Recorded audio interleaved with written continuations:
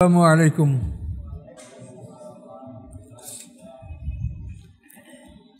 সম্মানিত সুধীমণ্ডলী, আমরা সূরা হিজর থেকে আলোচনা শুরু করব ইনশাআল্লাহ।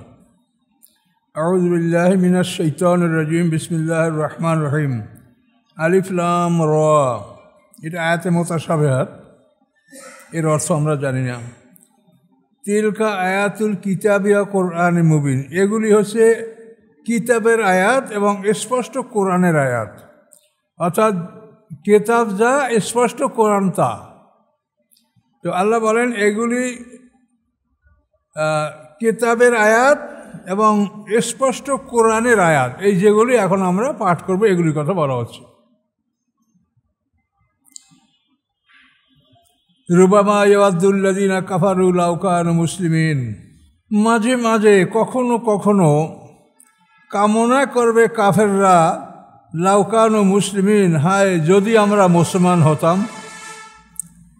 মুসলমান না হওয়ার কারণে তারা যে অনন্তকালের শাস্তি ভোগ করবে এই জাহান্নামে থেকে, মাঝে মাঝে তারা এই আফসোসটা করবে, হায় যদি আমরা মুসলমান হতাম, তাহলে আজকে আমাদের এই দুর্ভোগ হতো না। এবং এই কথা অন্যান্য কাফেররাও বলবে। এ সম্পর্কে কোরআন পাকে অন্য আয়াতে আছে যে আমি যদি রাসূলের সাথে কোনো সম্পর্ক রাখতাম। এটা হলো উকবা বিন আবি মুঈত। এই উকবা বিন আবি মুঈত বলেছে, ইয়া ওয়াইলাতা লাম আত্তাখিজ ফুলানান খালিলা। এই উকবা বিন আবি মুঈতের ঘটনা এরকম বলা আছে যে এ খুব ধনী মানুষ, বড় ব্যবসায়ী ছিলেন। তো ব্যবসা থেকে যখন উনি মক্কা আসতেন তখন আরবের নেতাদেরকে দাওয়াত করে খাওয়াতেন। তো এইভাবে একটা অনুষ্ঠানে তিনি আল্লাহ রাসূলকেও দাওয়াত দিয়েছেন।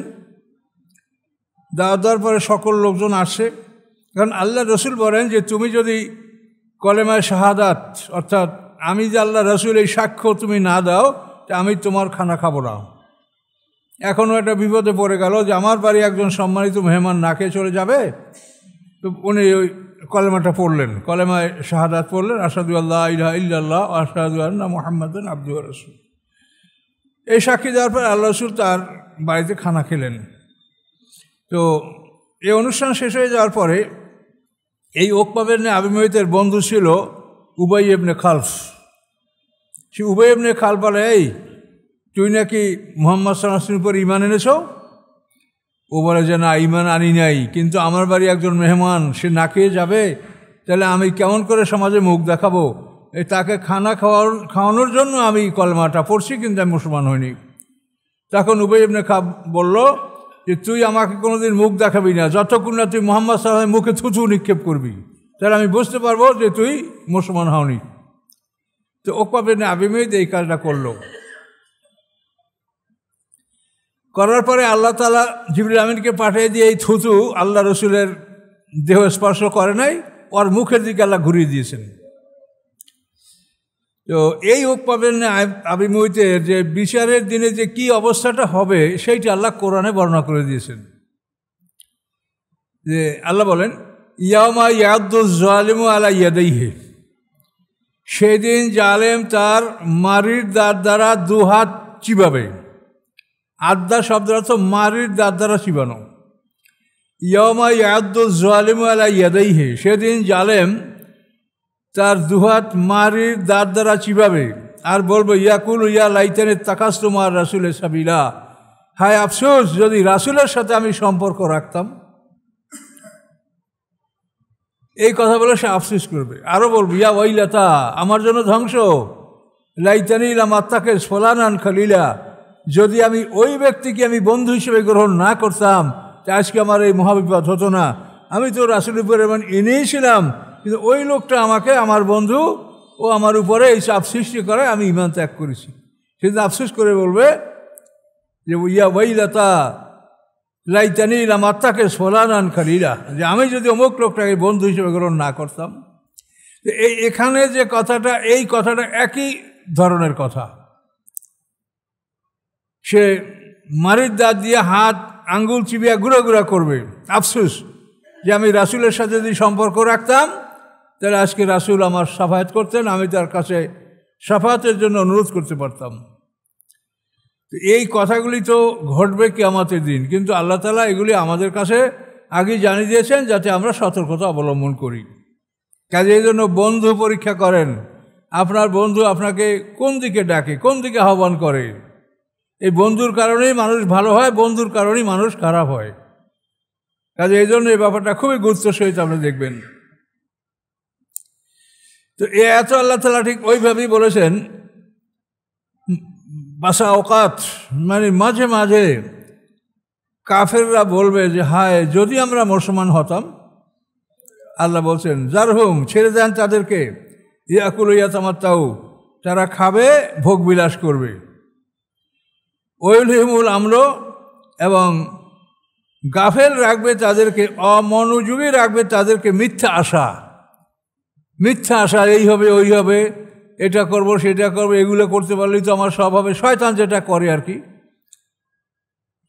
শয়তান মানুষের জন্য যে আক্রমণগুলো করে তো আপনার কোরআন পাকেরা বলাই আছে সূরা আরাফে। শয়তান বলেছে যে আমি তার সরল রাস্তায় আমি লাকুদান্না লাহুম সিরাতাকাল মুস্তাকিম।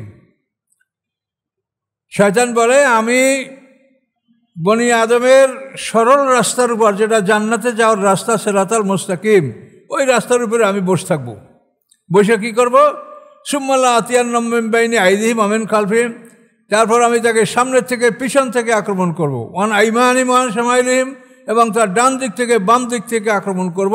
ওয়ালা তাজিদু আকসারহুম শাকিরিন, ফলে তাদের অধিকাংশই আপনি পাবেন যে তারা আপনার কৃতজ্ঞ নয়, তারা অকৃতজ্ঞ। এখন এই শয়তানের আক্রমণ সম্পর্কে তাফসীরে বলেন, সামনের থেকে আক্রমণ হলো যে আমাদের সামনে যে মহা দিবস, জান্নাত জাহান্নাম বিচার, এগুলো আমাদের সামনে।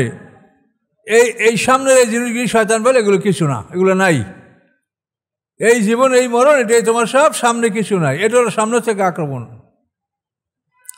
আর পিছন থেকে আক্রমণ হলো এই আয়াতে যেটা বলছেন ঠিক এভাবেই, যে মিথ্যা আশা, লোভ, আকাঙ্ক্ষা এমনভাবে তাকে পেয়ে বসবে যে এগুলির পিছনে সে সব সময় ব্যয় করবে। আমার এই ঘের করা লাগবে, এই অট্টালিকা করা লাগবে, আমার এইটা অমুক করা লাগবে, এইভাবে মানে পিছন অর্থাৎ দুনিয়ার কাজে সে সব সময় ব্যস্ত থাকবে, আত্মনিয়োগ করবে। পরকাল সম্পর্কে তার চিন্তাটা শয়তান ভুলে দেবে।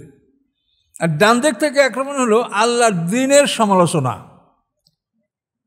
আল্লাহ তাআলা ভালো অঙ্ক বোঝে না, নাউজুবিল্লাহ। আল্লাহ তাআলা নারীদেরকে ঠকিয়েছে। আল্লাহ তাআলার এই যে বিচার, এগুলি বর্বরতা, একটা মানুষকে মেরে ফেলানো হবে জেনা করলে, তারপরে চোরের হাত কাটা হবে, ডাকাতের ডান হাত বাম পা কাটা হবে, এই আইনগুলি বর্বরতা, নাউজুবিল্লাহ। এটা হলো তার ডান দিক থেকে আক্রমণ।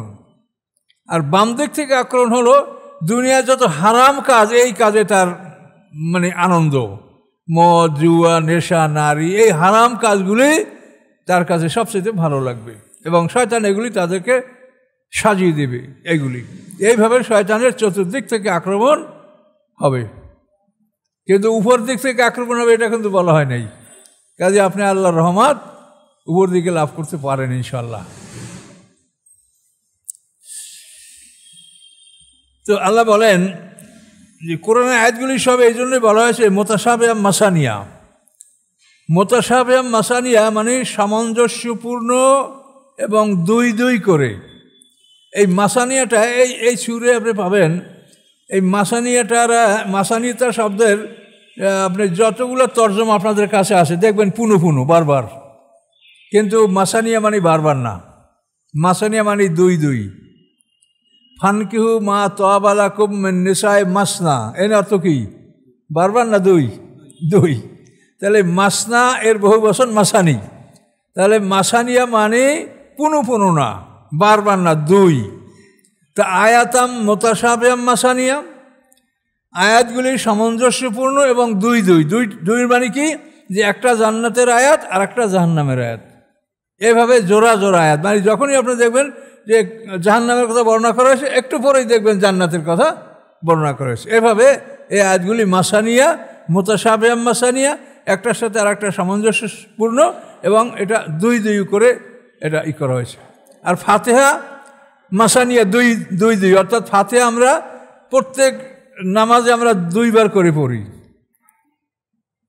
সাবান মিনাল মাসানি, যেটা সাবান মানে 60টা আয়াত, যেটাকে দুবার করে বারবার পড়া হয়, এই হবে তর্জমাটা।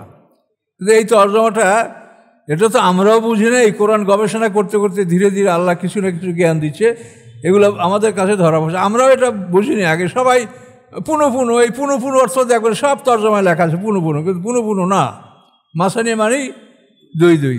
তা সাবান মিনাল মাসানি, এই সাবান হলো ফাতিহা 60টা আয়াত, আর মাসানি মানে দুই দুই, মানে এই 60টা আয়াত আমরা প্রত্যেক নামাজে দুইবার করে কমপক্ষে পড়ি। 2 রাকাত হলে তো 2 রাকাত, 2 আর যদি 4 রাকাত হয় তো ডবল। তাহলে মাসানিয়া অর্থ দুই দুই, এটা পুনো না, এটা আপনাদেরকে বুঝে নিতে হবে।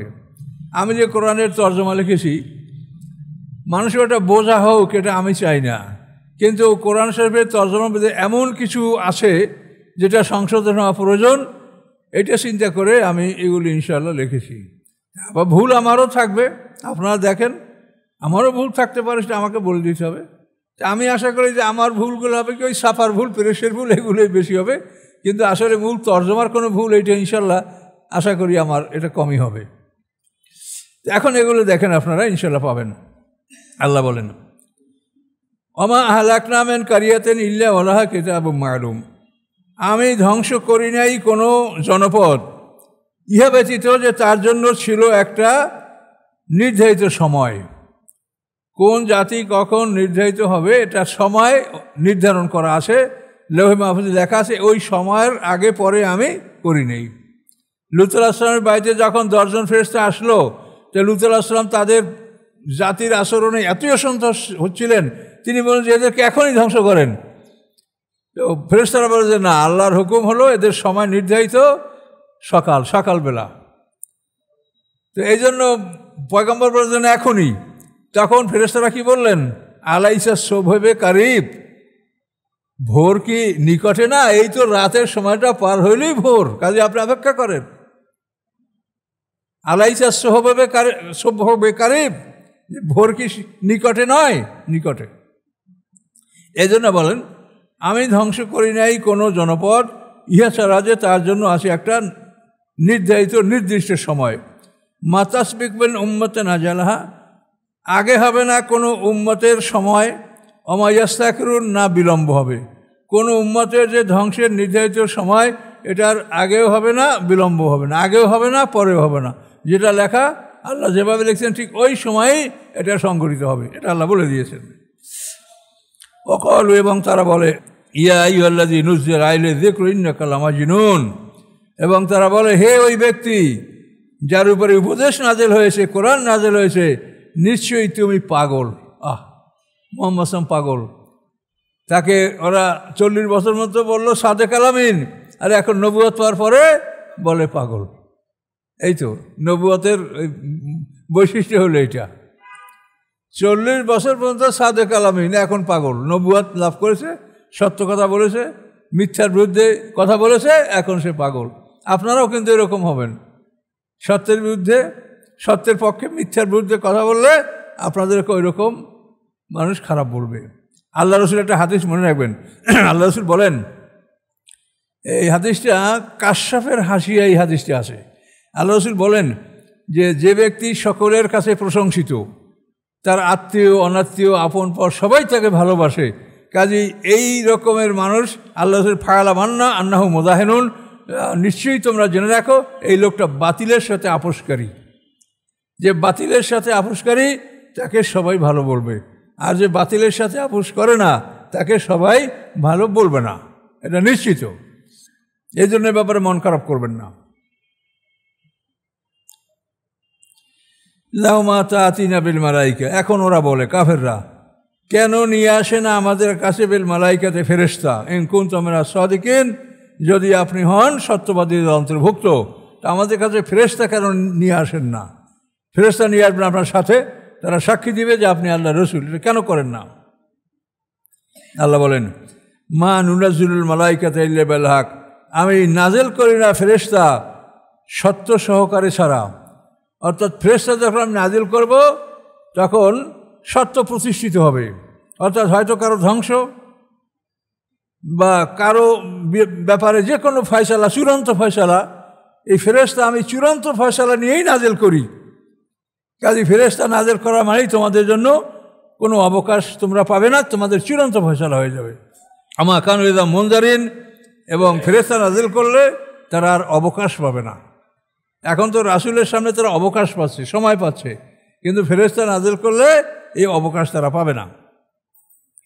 ইন্না নাহনু নাযালনা যিকরা ওয়া ইন্না লাহু লাহাফিজুন, নিশ্চয়ই আমি এই উপদেশ কোরআন, যিকরা মানে কোরআন, নিশ্চয়ই আমি এই কোরআন নাজিল করেছি, ওয়া ইন্না লাহু লাহাফিজুন, এবং নিশ্চয়ই কোরআনের হেফাজতকারী আমি আল্লাহ। পৃথিবীতে যত আসমানি কিতাব এর মধ্যে কোরআনের হেফাজতকারী আল্লাহ, এটা আল্লাহ সরাসরি ঘোষণা করেছেন। আর পৃথিবীতে যতগুলি ঘর আছে তার মধ্যে বাইতুল্লাহ, এই ঘরের হেফাজতকারী আল্লাহ, এটা আল্লাহ ঘোষণা করেছেন। এই দুইটা বস্তু। ওয়ালাকাদ আরসালনা মিন ক্বাবলিকা ফী শিয়াইল আউয়ালিন, নিশ্চয়ই আমি পাঠিয়েছি আপনার পূর্বে ফী শিয়াইল আউয়ালিন, বহু জাতির কাছে, বহু জাতির কাছে আমি রাসূল পাঠিয়েছি। আল্লাহ বলেন, হে রাসূল, হে মুহাম্মদ সাল্লাল্লাহু আলাইহি ওয়াসাল্লাম, আপনার পূর্বে আমি বহু জাতির কাছে রাসূল আমি পাঠিয়েছি। ওমা ইয়াতিম মির রাসূলিন, আসে নেই তাদের কাছে কোনো রাসূল, ইল্লা ব্যতীত কানু বিহি ইস্তাহজিউন, যে তারা রাসূলদের সাথে উপহাস করতেছিল। এই অবস্থা ছাড়া কোনো রাসূল আসে নাই। সকল জাতি রাসূলদের সাথে ঠাট্টা বিদ্রুপ উপহাস এটা তারা করেছে। কাযালিকা নাসলুকু ফি কুলুবিল মুজরিমিন, এইভাবে আমি এটা চালিয়ে দেই, পরিচালিত করি মুজরিমদের অন্তরের মধ্যে। যারা পাপী মুজরিম অপরাধী তাদের অন্তরের মধ্যে এই ঠাট্টা বিদ্রুপ এটা আমি চালিয়ে দেই, তাদের মধ্যে এটা আমি জারি করে দিই, এটা থাকবে তাদের মধ্যে। আর তাদের অবস্থা কী হবে? লা ইউমিনুনা বিহি ওয়া কাদ খালাত সুন্নাতুল আউয়ালিন, ঈমান তারা আনবে না, পূর্ববর্তীদের ইতিহাস অতীত হয়েছে, নিয়ম অতীত হয়েছে। পূর্ববর্তীর যে নিয়ম, এই নিয়ম এদেরও ব্যাপারে, অর্থাৎ পূর্ববর্তীরা যখন আল্লাহর শাস্তি এসেছে তখন তারা ঈমান এনেছে, এবং শাস্তি আসার পরে ঈমান আনলে কোনো জাতির ঈমান আল্লাহ কবুল করবেন না। সেই জন্য আল্লাহ বলছেন যে পূর্ববর্তীদের সুন্নাত, সুন্নাত শব্দটা কোরআনে সম্ভবত 13 বার আসছে। সুন্নাত শব্দের অর্থ নিয়ম, কানুন, রীতিনীতি, এবং এই সুন্নাতগুলি সবই আল্লাহর। সুন্নাত আল্লাহ, সুন্নাত রাসূলের না, সুন্নাত আল্লাহর। আল্লাহর রাসূল ফরজ সুন্নাত নিজের ইচ্ছে কোনোটাই বলেন না। যেমন ফরজ আল্লাহর হুকুম, সুন্নাতও আল্লাহরই নির্দেশ, কিন্তু একটা আজিমাত আর একটা রুখসত। আজিমাত হলো যেটা অবশ্যই পালনীয়, রুখসত হলো আপনি করলে করতে পারেন সব পাবেন, না করলে গুনাহ হবে না, এটা হলো রুখসত। শরীয়তের আদেশগুলি দুই প্রকার, আজিমাত, রুখসত।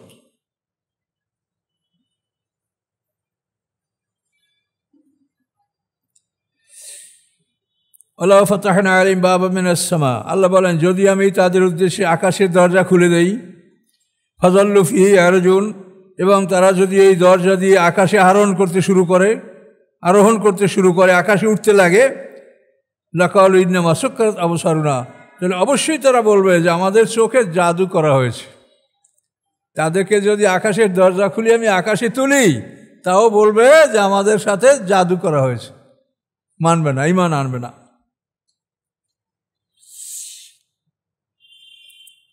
বাল নাহনু কওমুম মাসহুরুন, বরং আমরা একটা জাতি যারা সম্পূর্ণ জাদুগ্রস্ত, জাদুতে আক্রান্ত, এটা তারা বলবে। ওয়ালাকাদ জাআলনা ফিস সামাই বুরুজা, নিশ্চয়ই আমি সৃষ্টি করেছি আকাশে বুরুজা, গ্রহ নক্ষত্রের বিশাল বাড়িঘর। বুরুজ শব্দের অর্থ হলো বড় বড় বাড়ি, ম্যানশন, ম্যানশন অফ স্টার্স, তারকাদের বড় বড় বাড়ি। এই যে বড় বাড়ির দিয়ে বিল্ডিং কিলা থাকে, ম্যানশন লেখা থাকে না, হাবিব ম্যানশন, রহমান ম্যানশন ইত্যাদি। ম্যানশন মানে বড় বাড়ি। তারপর বুরুজ আল খলিফা, এটা তো দুবাইতে জানেন যে 250 তলা বিল্ডিংয়ে বুরুজ বলা হয়। তো বুরুজ শব্দের অর্থ বড় বাড়ি। তাহলে আকাশে বড় বড় বাড়িঘর, অর্থাৎ আকাশে যে শূন্যটা, মানে মহাশূন্যের যে ফাঁকা জায়গাটা, এই ফাঁকা জায়গাটা এটা ফাঁকা না, এটা সব গ্রহ নক্ষত্রের বাড়িঘরে এটা ভরপুর। মানে আমাদের পৃথিবীর বাড়ি এই সীমানা পর্যন্ত, এরপরে চাঁদের বাড়ি, তারপরে ওই ইউরেনাস, নেপচুন, প্লাটো এবং এই যে একটার পরে একজনের বাড়ি, অর্থাৎ মহাকাশের মহাশূন্য এই জায়গাটা সবই তারকাদের বাড়ি ঘরে বিভক্ত করে দেওয়া, ওখানে কোনো ফাঁকা নাই। এভাবে আল্লাহ তাআলা এগুলি চুম্বক সিস্টেমের মাধ্যমে আল্লাহ তাআলা এগুলি সৃষ্টি করে রেখেছেন, এবং সর্বশেষ শক্তি হলো আল্লাহর হুকুম। আল্লাহর হুকুমে এরা শূন্যে সব অবস্থান করছে। সবগুলি যা দেখেন গ্রহ, আমরা এই পৃথিবী, এটা তো শূন্যের উড়ে বেড়াচ্ছে, এতে করে এটা নিচে কিছু নাই। আপনি এখান থেকে বোরিং করেন, ৮,০০০ মাইল ছিদ্র করে উঠবেন, এখনই দেখবেন সূর্য, দেখবেন আমেরিকায় আপনি আসেন। কাজে এই পৃথিবীর উপরে আর নিচে কিছু নেই, এগুলো মহাশূন্যে সব উড়ে বেড়াচ্ছে। আর এগুলি প্রত্যেকটাই নির্দিষ্ট একটা মানে একটা ডিস্টেন্স, একটা এরিয়া নিয়ে একটা পৃথিবীর জায়গা, এবং সেই এরিয়া, এই দুইটা এরিয়ার সংযোগের স্থলকে গ্র্যাভিটি বলা হয়। যে এটার থেকে এই সীমানা থেকে পৃথিবীর বাড়ি, এর পরের সীমানা থেকে চাঁদের বাড়ি, এর মাঝখানে জায়গাটা, এটা গ্র্যাভিটি। তো এইভাবে আল্লাহ তাআলা আকাশ পৃথিবীকে সৃষ্টি করে রেখেছেন। আল্লাহ এগুলো নিয়ে আমাদেরকে গবেষণা করতে বলেছেন, তাতে আমাদের ঈমান বাড়বে, আমরা আল্লাহর কুদরত সম্পর্কে জানতে পারব। ওয়াযায়্যানা আহলান নাজিরিন, এই বুরুজ মানে বড় বড় গ্রহ নক্ষত্র এবং তাদের বাড়িঘরগুলি, এবং এগুলি আল্লাহ বলেন দর্শকদের জন্য আমি এগুলি সুন্দর করে সাজিয়ে দিছি। দর্শকদের চোখে এগুলি খুব সুন্দর, মনোরম মনে হবে। আকাশের দিক তাকালে সত্যি আকাশ কীভাবে আল্লাহ সাজিয়েছেন অন্ধকার রাত্রে, এটা সুন্দর লাগে। আর কি করেছি, ও হাফিজনাহা মিন কুল্লি শাইতানির রাজিম, এবং আমি সুরক্ষা দিয়েছি এই গ্রহ নক্ষত্রগুলিকে শয়তানের রাজিম, অভিশপ্ত শয়তান হতে। অভিশপ্ত শয়তানরা এখানে কোনো ক্ষতি করতে পারে না, এই মহাসৃষ্টির কোনো ক্ষতি সাধন করতে শয়তানরা পারে না। তো এখানে মূল হেফাজতের বিষয়টি হচ্ছে কোরআন। আল্লাহ রসুলের জন্মের রাত্রে লৌহে মাহফুজ থেকে প্রথম আকাশে কোরআন নাজেল হয়েছে। যেখানে নাজেল হয়েছে জায়গাটার নাম বাইতুল ইজ্জত, এখানে কোরআন নাজেল হয়েছে। কিন্তু এই কোরআন নাজেল হওয়ার পরে প্রথম আকাশে শয়তানদের যাতায়াত বন্ধ করে দেওয়া হয়েছে। এর আগে তারা আকাশের বিভিন্ন জায়গায় যাইতে পারতো, বসতে পারতো, যা কোরআনে বলা আছে, ওয়ান্না কুন্না নাকুযু মিন্হা মাকআদাল ইসলামে ফামান ইয়াসতামিল আনা ইয়াজিদ লাহু শিহাবার রাসাদা, যে আমরা আকাশের বিভিন্ন আসনে বসে বসে আল্লাহ এবং ফেরেশতাদের কথাবার্তা শুনতাম, কিন্তু এখন কেউ শুনতে চাইলে প্রজ্বলিত অগ্নিশিখা তাকে আক্রমণ করে। এখানে সেই কথাটা ইল্লা মান ইসতারাকা আস-সামা, যে আকাশকে সুরক্ষা দেওয়া হয়েছে, শয়তান ওখানে কাছে যেতে পারে, আগে যাইতে পারতো, এখন আকাশে তারা যেতে পারে না। হ্যাঁ, ইল্লা মান ইসতারাকা, হ্যাঁ ব্যতীত সে যে চুরি করে, ইস্তারাকা মানে সারাকা মানেই চুরি করা, ইস্তারাকা যে চুরি করে, সামা শ্রবণ, যে শ্রবণ চুরি করে, অর্থাৎ আল্লাহ এবং ফেরেশতাদের কথা চুরি করে যে শুনে, ফাতবাহু শিহাবুম মুবিন, আমি তার পশ্চাতে ধাওয়া করে দেই একটি জ্বলন্ত উজ্জ্বল নক্ষত্র। মানে শুনতে পারে না, তারপরও যদি জোর করে মনে করেন যে সাঁ করিয়া সোমারিয়া কিছু শুনে নেব, কথা বলতে পারছেন? তো আল্লাহ বলেন এভাবে যদি তারা জোর করে শ্রবণ চুরি করে, তাহলে আমি একটা উজ্জ্বল নক্ষত্র তার পিছনে পাঠিয়ে দিয়ে সে নক্ষত্র তাকে আক্রমণ করে, যেটা আপনারা গভীর রাতে দেখতে পাবেন যে তারকা এরকম আগুন ছুটে সাঁ করে আকাশের মাথা এপার থেকে ওপার চলে যাচ্ছে। এগুলি কিন্তু এই শয়তানকে আক্রমণ করা। এই কথাটা কোরআন শরীফে বিভিন্ন জায়গায় আছে। কোরআনের সব আয়াতগুলোই মুতাশাবিহ মাসানিয়া, এক তো সামঞ্জস্যপূর্ণ, আর সব দুইবার করে উল্লেখ করা, একটা মুমিনের জন্য আর একটা কাফের জন্য, একটা জান্নাতের আয়াত, একটা জাহান্নামের আয়াত, এই সব দুইবার করে মাসানি। ওয়াল আরদা মাদাদনাহা, আল্লাহ বলেন আমি পৃথিবীকে বিস্তার করেছি। এই পৃথিবীটা সংকুচিত ছিল, কম্প্যাক্ট ছিল, আকাশের সাথে জোড়া লাগানো ছিল, তারপরে আল্লাহ তাআলা এটাকে সম্প্রসারিত করেছেন।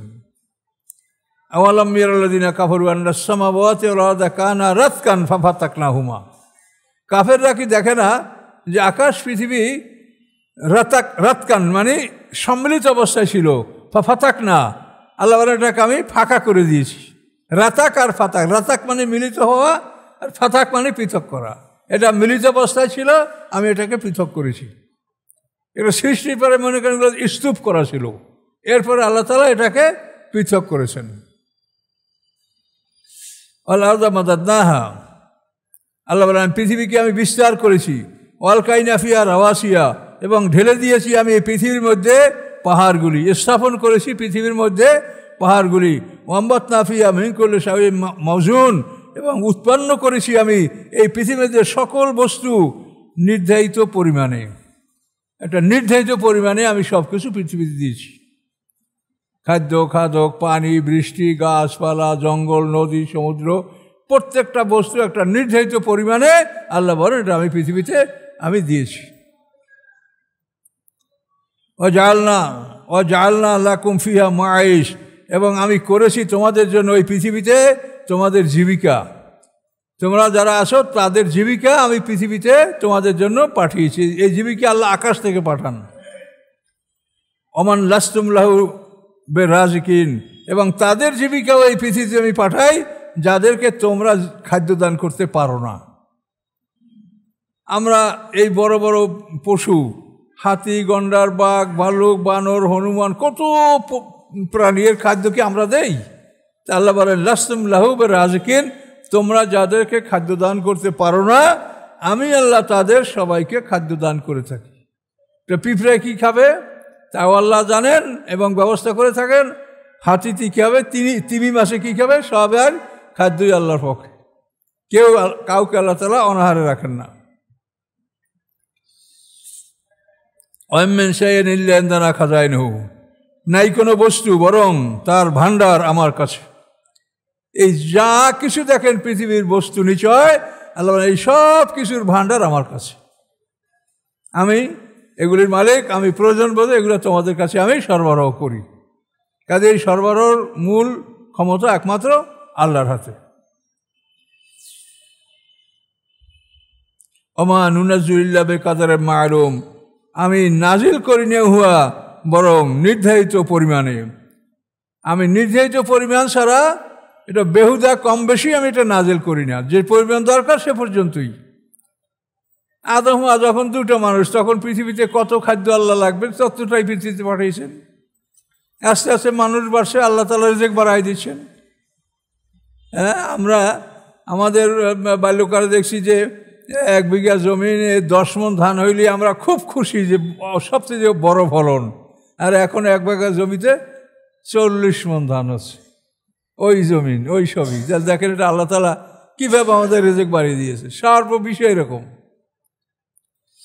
আমরা যদি জুলুম না করি তাহলে আমাদের রিজিকের কোনো ঘাটতি হবে না। অনেক সময় আমাদের জুলুমের কারণে আমরা কিছুটা বিপদগ্রস্ত হই।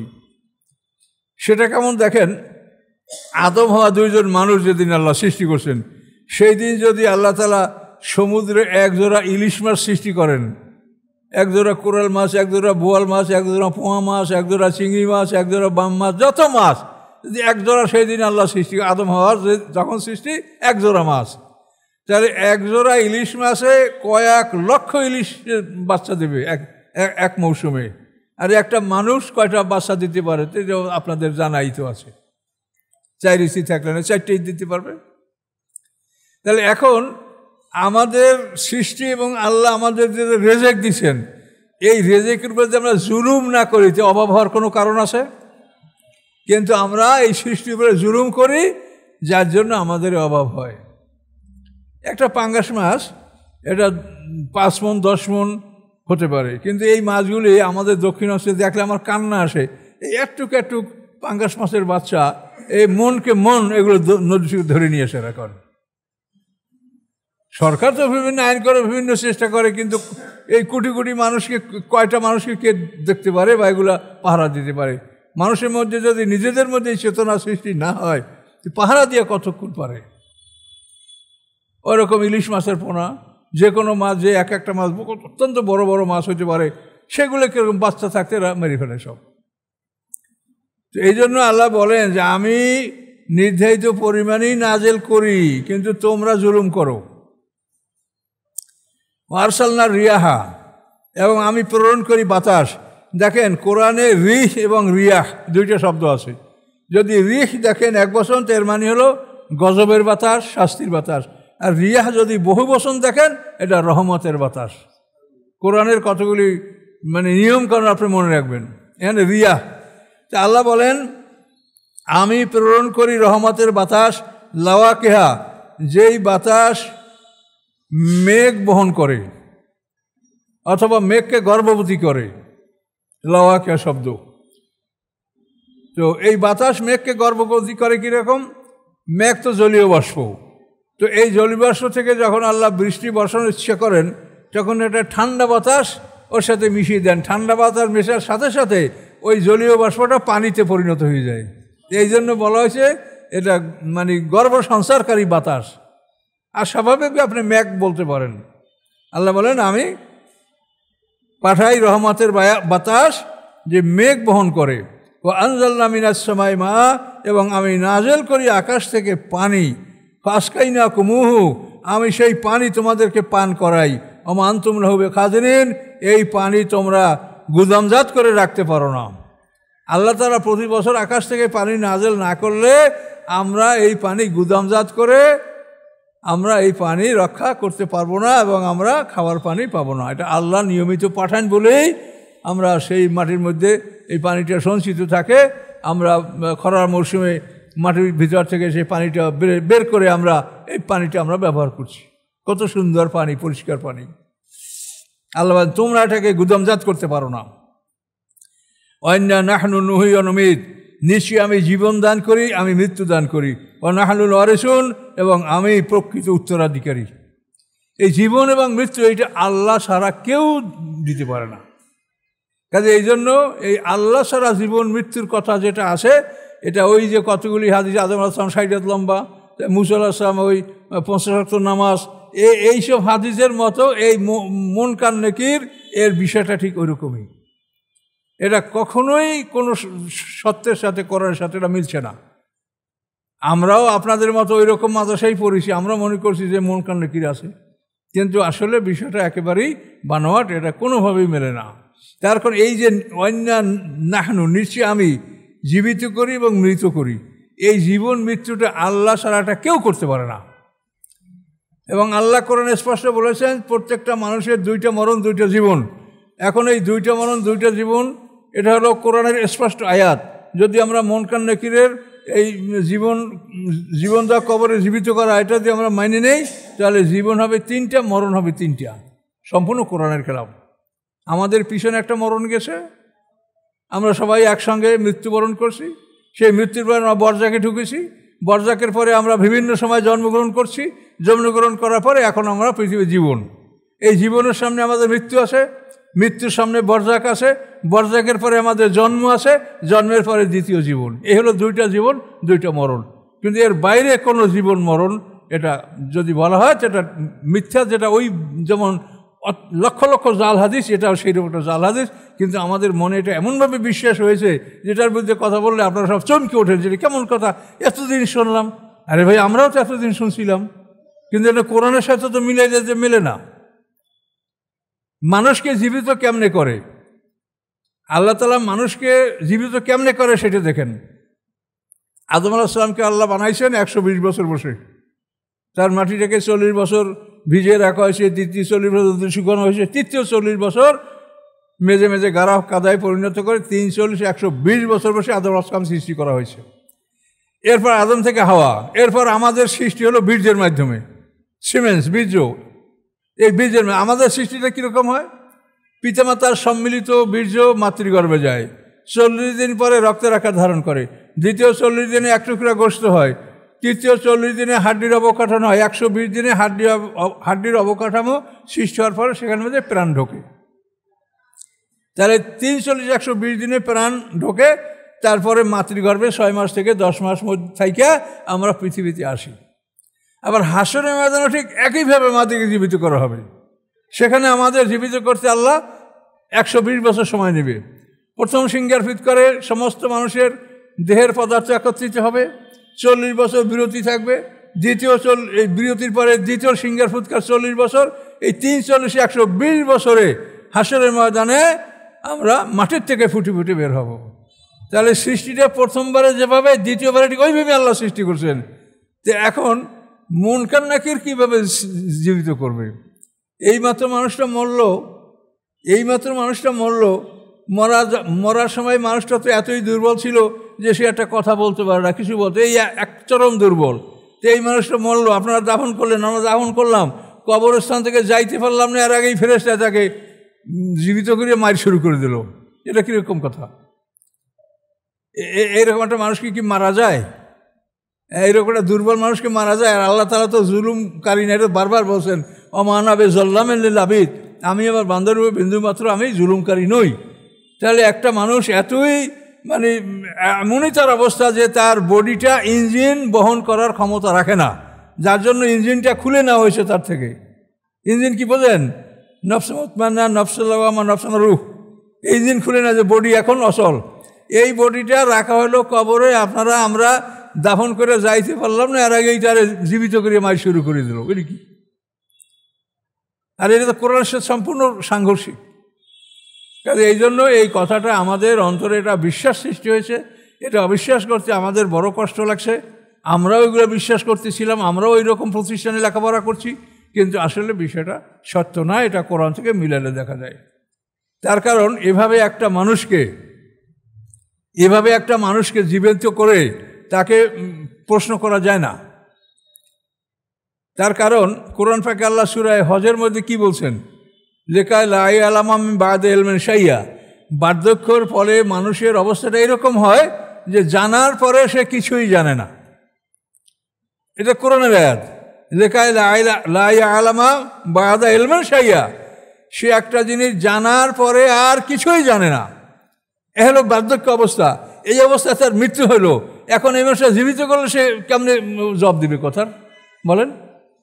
কাজে কোনো দিক থেকে এইটা সমর্থন করা যায় না যে এই ধরনের একটা জীবন মুনকারকে দিতে পারে। কাজে এই জন্য এইরকম একটা মানুষ যেটা মৃত্যুবরণ করার পরপরই তার এই অত্যন্ত দুর্বল অবস্থা, এই অবস্থা একটা মানুষকে জিন্দা করার, যেখান থেকে ইঞ্জিন খুলে নেওয়া হলো, যে বডি ইঞ্জিন বহন করতে পারে না, সেই বডিতে আবার ইঞ্জিন কে লাগাবে? এটা কি মুনকার নাকিরের নাম আছে কোরআনে? না, কোথাও কিছু আছে? এগুলো কি? কাজে এই জন্য এটা আপনাকে ধীরে ধীরে বুঝতে হবে। যারা বুঝবে না, গালি দিবে না, গালি দিচ্ছে। এখন গালি দিলে কিছু করার নেই। আমরা তো সত্য কথা যদি না বলি তো আমি আল্লাহর কাছে দায়ী থাকবো। আমি যখন বুঝি নাই তখন আমিও তো মুনকার নাকিরের ওয়াজ করছি, কিন্তু যখন বুঝেছি তখন তো আমাকে এটা সত্য কথা আমাকে বলতে হয় যে আসলে বিষয়টাই। তাহলে মানুষের দুইটা মরণ, দুইটা জীবন। মরণের পরে আমরা বরজাকে থাকবো, বরজাকের পরে হাসরের ময়দানে আমরা সিংহার ফুৎকারে উঠবো। এবং আল্লাহ দুবার আমাদের সৃষ্টি হলে দুইবার সৃষ্টি একই রকমের। প্রথমবার সৃষ্টিতে আমাদেরকে 120 দিন সময় নিয়েছেন। তার কারণ এই সৃষ্টিটা হলো আমাদের এই ক্ষণস্থায়ী জীবনের জন্য, আর দ্বিতীয় সৃষ্টি হলো আমাদের চিরস্থায়ী জীবনের জন্য। এই জন্য দ্বিতীয়বার সৃষ্টি করছেন আল্লাহ তাআলা আমাদেরকে 120 বছর বসে। এগুলি প্রত্যেকটা জিনিসই গবেষণার বিষয় আছে এখানে। প্রথম জন্মটা হয়েছে 340-120 দিনে, বুঝতে পারছেন তো? মায়ের পেটে প্রথম 40 দিনে জমাট রক্ত, দ্বিতীয় 40 দিনে অ্যাক্টিভ গোস্ত, তৃতীয় 40 দিনে হাড্ডির অবকাঠামো, এবং এর মধ্যে প্রাণ আসলো 120 দিন। আর আমার দ্বিতীয় জন্মটা হলো 120 বছর। প্রথম সিংহার ফুৎকার 40, বিরতি 40, দ্বিতীয় সিংহার ফুৎকার 40, 120 বছর। তো এখানে সময়টা বেশি নেওয়া হলো কেন? যে এই দ্বিতীয়বার সিংহার ফুৎকার পরে, দ্বিতীয় সিংহার ফুৎকার পরে আমরা যে জীবন লাভ করবো এটা হলো অনন্তকাল জীবন। আল্লাহ তাআলা কোনো মানুষকে দুর্বল অবস্থায় কোনো প্রশ্ন করেন না। আমরা জন্মগ্রহণ করার পরে বালেগ না হওয়া পর্যন্ত কি আল্লাহ আমাকে কোনো কাজ করতে বলছে? রোজা, নামাজ, হজ, যাকাত, শরীয়ত পালন কিছু বলছে? তাহলে আল্লাহ তাআলা যে একটা মানুষকে একটা কাজের দায়িত্ব দিবেন, তার একটা সময়, তার উপযুক্ত বয়স হইতে হবে। 18 বছর, 15 থেকে 18 আমরা বালেগ হলে আমাদেরকে আল্লাহ তাআলা শরীয়তের আদেশ নিষেধ পালন করতে বলছেন। কিরামুন কাতিবিন, গলায় আমলনামা ঝুলিয়ে দিচ্ছেন। কে ঠিক কিনা বলেন? আবার হাসরের ময়দানে উঠবো, ওঠার পরেই কি আল্লাহ আমাদেরকে হিসাব শুরু করে দেবে? ওঠার পরে 70 বছর আমরা ময়দানে থাকবো। এই সময়ের মধ্যে আমরা মাঠে বড় হব, পোশাক পাবো, হাউজে কাউসারে পানি যাদের ভাগ্যে আসে পানি পাবে। এই 70 বছর মাঠে থাকবে। মাঠে থাকার পরে 70 বছর পরে আল্লাহ তাআলা বিচারের সিংহাসন নিয়ে ময়দানে আসবেন। ওই আহমেলু আরশা রব্বিকা ফাওকাহুম ইয়াওমাইযিন সামানিয়া। এবং সেই দিন রবের সিংহাসন 8 জন ফেরেশতা বহন করে নিয়ে আসবে। এটা সব কোরআনের আয়াত। ও আশরাকাতুল আরদু বিনূরি রাব্বিহা। এবং যখন আল্লাহ আসবেন তখন আল্লাহর নূরের আলোকে পৃথিবীটা, হাসরের ময়দানটা আলোকিত হবে। এই পৃথিবীর এই সূর্য থাকবে না। কারণ এই সূর্যকে তো আগেই জুমিয়া শামস ওয়াল কামার এগুলোকে রোল করে, ভাঁজ করে, গোল করে তারপর এটা ফেলাই দেওয়া হবে সমুদ্রের মধ্যে, আগুনের মধ্যে ফেলাই দেওয়া হবে। কাজে এই সূর্য চন্দ্র এটা আল্লাহ পরকালে এই জগতের কিচ্ছু ব্যবহার করবেন না। অথচ আমরা কি শুনি? মাথার উপরে সূর্য থাকবে, 1 বিঘাতে উপরে, এই সেই। এটা তো আমরাও এসব কত ওয়াজ করছি। আর এই মানুষ কান্দানো ওয়াজ, হাসি কান্না, এটা কিন্তু মিথ্যার মধ্যে আছে ব্যাপক। এই যে নাটক, নোবেল, সিনেমা, এগুলিতে সব মিথ্যা। এর উপরে তো এটারও তো ব্যাপক পরিচিতি লাভ করে বা গ্রহণযোগ্যতা আসে হাসি কান্নার উপরে। কাজে হাসি কান্নার মানে একটা জিনিস সত্য নয়। কথাটা বুঝতে পারছেন কি না? তাহলে এখন আল্লাহ বলেন ওয়াশরাকাতুল আরদু বিনূরি রাব্বিহা, আল্লাহ নূরের আলোকে হাসরের ময়দান আলোকিত হবে, সূর্যের আলোতে নয়। এবং হাসরের ময়দানে আল্লাহ জিজ্ঞাসাবাদ করবেন মানুষ দ্বিতীয়বার জন্মগ্রহণ করার 70 বছর পরে, সৃষ্টি করার সাথে সাথে না। এখন আপনার মন কান্না বানাইয়েই মানে তারা জিজ্ঞাসা করবে এটা কি হলো। হ্যাঁ, এই ধরনের বিষয়গুলি আপনারা যত চিন্তা করবেন, যত গবেষণা করবেন, তত আপনার এটা আলোকিত হবে, যেটা হইতে পারে না। আল্লাহ একটা মানুষের জিজ্ঞাসাবাদ করার জন্য 70 বছর, তার ম্যাচুরিটি আসবে, তার জ্ঞান বুদ্ধি আসবে, সে পুরো ঠিক হবে, তারপর তাকে আল্লাহ তাআলা হিসাবের সামনে নেবেন। আর মন কান রেখে কি আপনি কবর দিয়ে যাইতে পারেন নাই, এর মধ্যে পিটান শুরু। আর কোরআনে তো এটা আল্লাহ পরিষ্কার করে বলেছেন যে সানুয়াজ যুব মাররাতাই নেই, যে আমি 2 বার শাস্তি দেব, তারপরে সুম্মা ইউরাদ্দুন ইলা আযাবিন আযীম, তারপর কঠিন শাস্তি হবে 3য়বারে। পৃথিবীতে শাস্তি, বরজাখের শাস্তি।